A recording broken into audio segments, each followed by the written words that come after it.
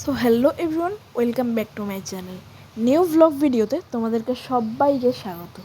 আজকে চলে এলাম একটা খুশির ভ্লগ ভিডিও নিয়ে, যেটা তোমরা থাম্বনেল দেখে বুঝেই গেছো কোথায় আজকে আমরা যাচ্ছি। ভেবেছিলাম তোমাদের কাছে সিক্রেট রাখবো, কিন্তু না, সিক্রেট রাখার বিষয় তো এটা নয়। আজকে তোমরা আমাকে এতটা সাপোর্ট করে 1K সাবস্ক্রাইবার করে দিয়েছো, যেটা আমার একদিন স্বপ্ন ছিল। দিদি যখন ইউটিউব খুলেছিল তখনই আমি ইউটিউবটা খুলেছিলাম, সেটা হচ্ছে 2021।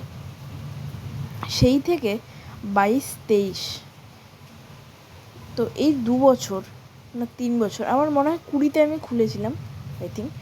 তো সেই থেকে আমার এই পর্যন্ত 13টা সাবস্ক্রাইবারে পড়েছিল। মে মাসের থেকে আমার কেরম একটা মোটিভেট হলো, কে যেন আমাকে প্রাণের থেকে ভেতর থেকে যেন বলল, না তুই ভিডিও কর, তুই পারবি। আমি ভাবলাম যে না, নিজের ভিডিও দিয়ে হবে না, আমি আমার মাকে লাগাবো, আমি বড় মায়ের ভিডিও ছাড়বো। তাতে যদি হই, না হই, ভাগ্যের ওপর ছেড়ে দিলাম। প্রথমে একটা শর্টস ছাড়লাম, আর শর্টস ছেড়ে পরে দেখলাম যে না, ওটায় 300 কত ভিউ গেছিলো, 24টা না 48টা। খুব কেঁদেও ছিলাম।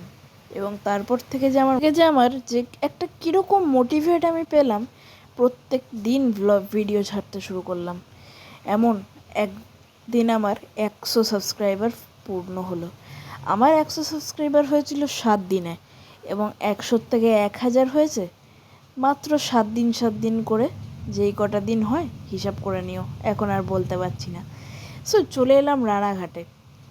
আমরা রয়েছি 3জন, মামা, দিদি আর আমি। 3জনেই ইউটিউবার, কিন্তু 3জনের মধ্যে এখন সাকসেসফুল আমি আর দিদি। মামাকে কিন্তু একটু সাপোর্ট করো, মাহি অর্পিতা ব্লগ, একটু প্রমোশন করে দিলাম মামা। ব্যাপারটা হচ্ছে, আজকে বড় মায়ের যে মন্দিরে গেছি, সেই মন্দিরের যে আমরা ট্রেন ধরবো, মানে এত ভিড় ভাবার বাইরে। তোমরা দেখো, ভাবো শুধু, রানাঘাট থেকে এই রকম ভিড়ে আমরা এসছি। সবে তো এলো নৈহাটি, আর এই ট্রেনটা যাবে পুরো শিয়ালদা। এবারে ভিড় কেন সেটা বলি। সেদিনকে ছিল ট্রেনের পুরো গোলমাল, ট্রেন ছিল না। সকাল 7টার ট্রেনটাতে এত ভিড় হবে ভাবতে পারিনি, দম বন্ধ হওয়া ভিড়। তো তার জন্য মা বলল, এত ভিড়, একটুখানি তুলে নেবি না ভিডিও? আমি যে ঠিকই বলেছো, তুলে নি। তো এই ট্রেনটা ছাড়বে যে, সময় নিচ্ছে, কেননা এইটা ডিউটি ট্রেন হিসেবে আমরা ধরেছি, বিশেষ করে আমি আর মা। চলে এলাম স্টেশনে। স্টেশন থেকে একটু এগোলেই আমাদের বড় মায়ের যাওয়ার রাস্তা, বড় মায়ের কাছে যাওয়ার রাস্তা। ট্রেন বেরিয়ে গেল, জানি না আরও কত ভিড় হবে আজকের ট্রেনে। তারপরে জিস্ট আর তোলার বিষয় নেই, মানে এরপরে যে আমরা এত বিরক্তিবোধ হয়েছি, আর আমি তুলিনি, কারণ খুবই বিরক্তি লাগছিল। চলো যেতে যেতে বলা যাক, এখন আর কি বলবো বলো। সো চলে এলাম নৈহাটি স্টেশনের থেকে ব্রিজে। যাব হচ্ছে 1 নম্বর প্ল্যাটফর্ম। 1 নম্বরের থেকে বড় মায়ের মন্দিরে যাব। একটুখানি তোমাদেরকে দেখাই। সব ভিডিও করতে পারিনি, কারণ কখনো মায়ের হাতে ফোন ছিল, বা কখনো আমার হাতে ফোন ছিল।